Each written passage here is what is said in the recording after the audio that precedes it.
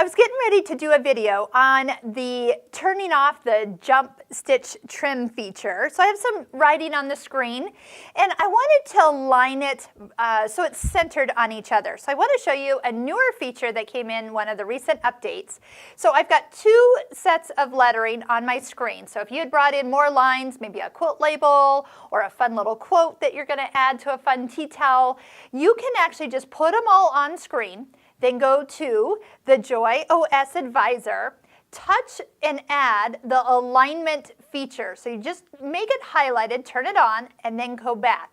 What's going to happen is as you move a design, you're going to notice that it will bounce to an alignment point. So at this point, I know that it's lined up either on the far left, the center, or the right of a design. So if I'm looking to center everything, now I know that they are perfectly centered on each other.